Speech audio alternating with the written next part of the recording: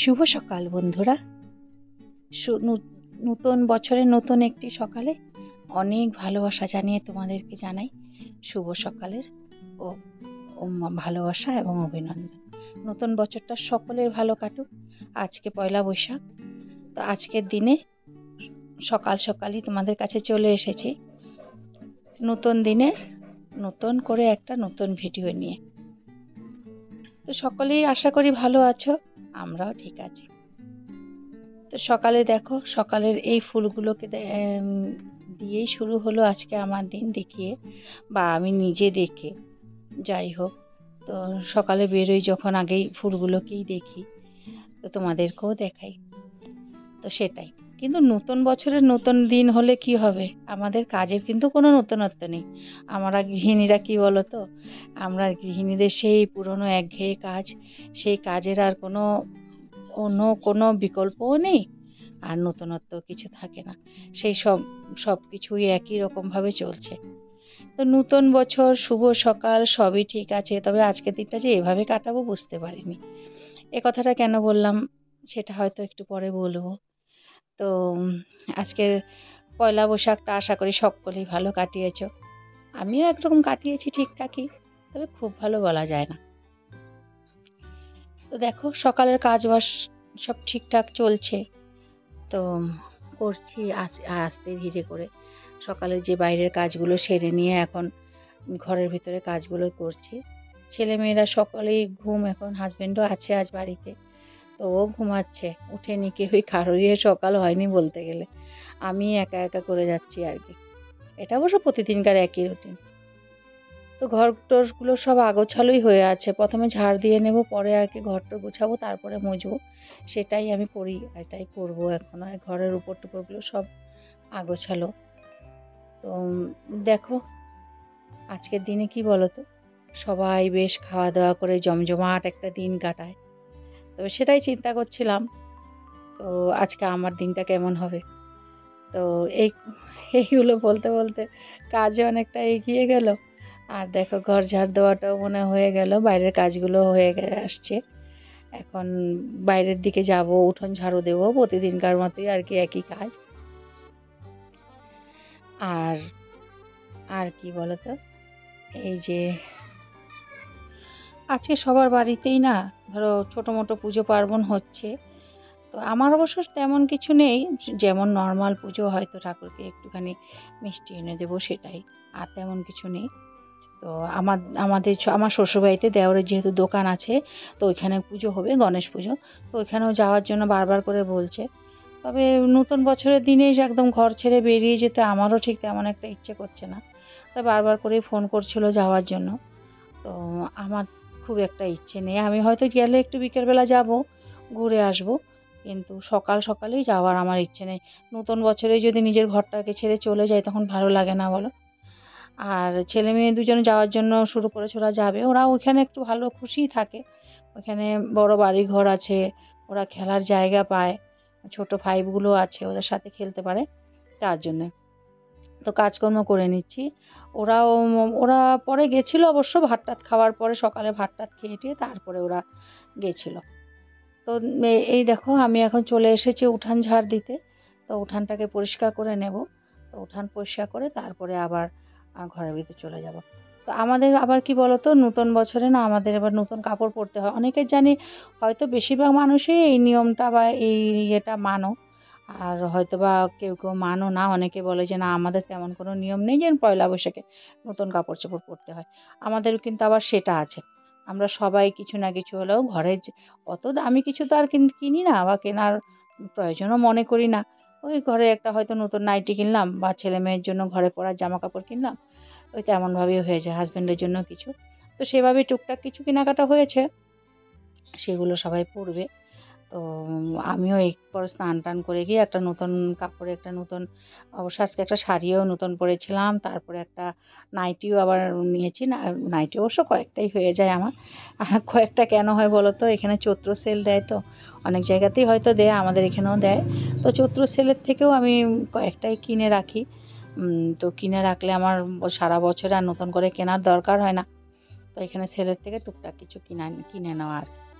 তো বন্ধুরা, এতক্ষণ পর্যন্ত যারা কষ্ট করে আমার ভিডিওটা দেখছো তাদেরকে জানাই আমার অশেষ ধন্যবাদ। আর যদি ভালো লাগে একটা ছোট্ট লাইক দিও, সেটাই অনুরোধ তোমাদের কাছে। আর যদি তেমন কিছু বলার থাকে তো কমেন্ট করে জানাতে পারো। আর যদি চ্যানেলে আমার নতুন হয়ে থাকো তাহলে তোমাদের সাবস্ক্রাইব করে চ্যানেলের পাশে থাকার অনুরোধ করছি। আমি আগামী দিনে হয়তো আরও কিছু নতুন নতুন ভিডিও তোমাদের দেব, সেগুলো হয়তো তোমাদের কাছে চলে যাবে। তোমরা যদি সাবস্ক্রাইব করো তোমাদের কাছে আগেই চলে যাবে, সেটুকুই আর কি। সেটা সবাই জানো, তবু একবার বলে দিলাম। তো এটাই আর কি। আর এই দেখো কথা বলতে বলতে আমি ভেতরে চলে এসেছি। এখন ঘরটাকে মুছে নেব, জল নিয়ে নেব বাথরুম থেকে, নিয়ে এখন ঘরটাকে মুছে নেব। ঘর মোছার পরে তারপরে থাকে কাপড় ধোয়া, তারপরে থাকে আরও সেগুলো সেই রুটিন মাফিক প্রতিদিন নতুন বছর হলো সেই পুরনো কাজকর্ম পুরনো মতেই চলতে থাকবে। তো এরপর কাপড় ধোবো ঘর মোছার পরে, তারপরে সে স্নান করব, পুজো দেব। তার এই তবে আজ আর আমি মন্দির যাইনি, কেন জানি না, ভালো লাগছিল না। সকালবেলা মন্দির যাইনি, বিকেলে গেছিলাম। তবে সকালে গতকালকে যেহেতু সংক্রান্তি ছিল গতকালকেও গেছিলাম, কিন্তু আজকে যে আমার কী মাথা খারাপ হলো বুঝতে পারলাম না, কেন যে মনে হলো না আজকে আমি গেলাম না। কিন্তু পরে ভাবছি যে কেন গেলাম না, একটু তো যাওয়া উচিত ছিল। আজকে দিনটা সবাই পুজো পার্বণ করে, অথচ আমি মন্দির গেলাম না। তো রাত্রিবেলা গেছিলাম, রাত্রি বলতে সেই সন্ধ্যার পরে গেছিলাম, কিন্তু সকালবেলা আর যাইনি। আমার হাজব্যান্ড আবার স্নান করে ও সামনের মন্দিরে গেল, ধূপকাঠি মোমবাতি প্রদীপ জ্বালালো। তো আমার ছেলে মেয়েরাও গেল, আর আমি দেখো আমি একদমই যাইনি। আমার আসলে কাজ করতে করতে তাড়াহুড়ো, ওরাও বলছিল ওই বাড়ি যাবে, তাড়াতাড়ি করে ভাবছি একটু রান্নাটা সেরে নিই, রান্না করে বাচ্চা দুটোকে খাইয়ে দিই, কারণ ওই বাড়িতে পুজোর জন্য ওরাও হয়তো তাড়াহুড়োয় থাকবে, কি খাবে না খাবে। তো মারা আমরা মারা যা আছি তাই তো বলো, আমরা বাচ্চাদের কথা আগে ভাবি যে ওরা খাওয়া দাওয়া করবে, কতক্ষণে দেরি হয়ে যাবে। সেই চিন্তা করতে করতে আর মন্দির যাওয়াই হলো না। আর এখানে দেখো স্নান টান সব সেরে ওইদিকের কাজকর্ম সেরে একটু পুজো দিয়ে নিয়েছি। বললাম তো খুব সাধারণই পুজো গো। আর আজকে রান্না বান্না দেখো, সবাই হয়তো কত ভালো ভালো কত কিছু রান্না করছো, আর আমি কি করছি দেখো, সেই একই ধরনের সেই পনির একটুখানি, মানে একটুখানি না পনিরটাই করব, তেমন কিছু নেই। তাই তোমাদেরকে বললাম যে আজকের দিনটা যে এভাবে কাটাবো বুঝতে পারিনি। মানে এবারে ওই দিন দশমী, দশমীটাও গেল আমাদের নিরামিষ, যেহেতু সেদিন শনিবার বোধহয় ছিল। আর আজকে দেখো, আজকে যেহেতু গতকালকেও আমাদের সংক্রান্তির দিন তো নিরামিষ, এমনি তো সংক্রান্তির দিন আমার নিরামিষই চলে। আর গতকালকে যেহেতু সোমবার ছিল নিরামিষই হতো, সোমবারে আমাদের ঘরে মাছ মাংস হয় না। আর আজকে মঙ্গলবার আছেও আমাদের নিরামিষ, তো আজকেও আর মাছ মাংস কিছু হবে না। তো এখন দেখো পনিরটাকে একটু শাহী পনিরই বলতে পারো, সেভাবেই বানিয়েছি। তা পনিরের মশলার মধ্যে একটুখানি পোস্ত বাটা, আর প্রথমে একটুখানি আদা আর কাঁচা লঙ্কা বাটাটাকে সাঁতলে নিয়ে একটু ওই একটু ওই লঙ্কা গুঁড়ো সামান্যই দিয়েছিলাম, আর জিরে ধনেটা আজকে আর দিইনি। আর এখন যেটা দিলাম সেটা হলো একটু পোস্ত বাটা, পোস্তটাকে একটু ভেজে নিয়ে বেটেছিলাম, একটু কাজু বাদাম, আর সাথে ছিল একটুখানি কিশমিশ। এই বাটাটা পরে দিলাম, আগে দিলে হয়তো একটু নিচে লেগে যায়। আর লাস্টে একটু ঘি দিয়েছিলাম, ও একটুখানি গরম মশলাও দিয়েছিলাম বাটার মধ্যে। তো সেগুলো বেটে পনিরটাকে করেছি, বাচ্চারা এইভাবে করলে ভালোবাসে, তাই এইভাবে করেছি। আর করলাম কচুর শাক। আমাদের আবার কি বলো তো, ওই যে দশমী বলো পয়লা বৈশাখ বলো, কচুর শাকটা নাকি খেতেই হয়, নিয়ম। তো আমাদের যেহেতু বংশে এটা নিয়ম আছে, তো কচুর শাকটা করেছি একটু চানা দিয়ে, কচুর শাক নিরামিষভাবেই। তো আর হলো সে ভাজা করেছিলাম, বরবটি ভাজা, ভেন্ডি ভাজা, তারপরে ঢ্যাঁড়সও বলো অনেকে ভেন্ডিকে, আর হলো আলু ভাজা। আর ডাল করিনি, ডালটা ছিল গতকালকে সংক্রান্তির দিন যে আম ডাল করেছিলাম, সেই আম ডালটাই থেকে গেছিলো। আর গতকাল পাঁচন করেছিলাম না, যে সব সবজি দিয়ে মিশিয়ে যে সবজিটা পাঁচন, সেই সবজিটাও একটুখানি থেকে গেছিলো। এই দেখো ভেন্ডি ভাজা বরবটি ভাজা, এই ছিল আমার পনিরের তরকারিটা। আর ওই যে ডালও আছে দেখাচ্ছি তোমাদের, আম ডালও ছিল, অনেকটাই ছিল। তো ছেলেমেয়েরা তো খেয়ে চলে গেছিলো, সকালের খাওয়া ওদের হয়ে গেছিলো, তাই অল্প একটু লাস্টে তোমাদের যখন দেখাচ্ছি অল্প একটু আছে। তো হয়ে যাবে আমাদের দুজনের, কারণ আমরা কর্তাগিন্নি এখন বাড়িতে আছি দুপুরবেলাতে, আর ওরা ওই বাড়িতে গেছে, ওরা আসবে সন্ধ্যার পরে। তো এই দেখো ভাতও ওরা খেয়েছে, তাই একটুখানি কম দেখতে পাচ্ছ।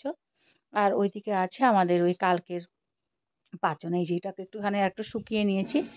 তো এটা খেতে আবার ভালোই লেগেছিলো, কারণ বাসি হয়ে গেলেও বেশ ভালো লেগেছিলো। তো এই ছিল আজকের খাওয়া দাওয়ার মেনু। পয়লা বৈশাখে এমনভাবে কে খায় বলো তো, কারা এইভাবে কাটাও, আমার এই পয়লা বৈশাখটা এইভাবেই গেল। তো কিছু করার নেই।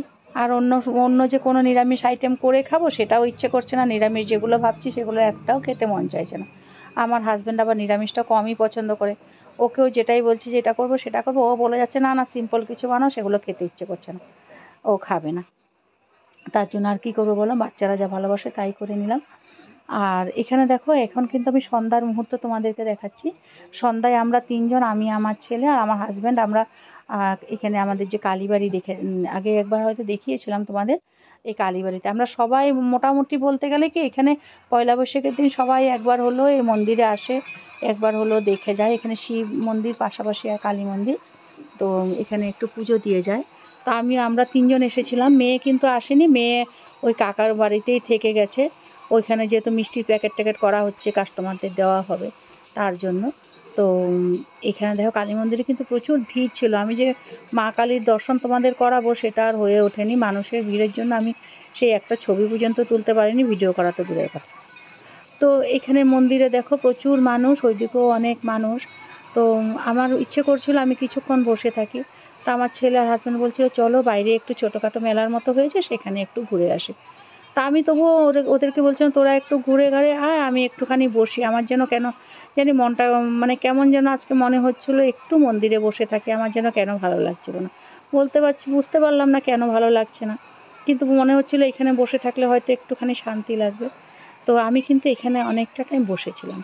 ওরা, আমার ছেলে ওর বাবার সাথে চলে গেল বাইরে, বাইরে গিয়ে ওরা মন্দিরে ওই পাশেও একটুখানি ঘোরাঘুরি করলো, তারপরে বাইরে যে ছোটোখাটো মেলাটা ছিল ওইখানে একটু ঘুরলো।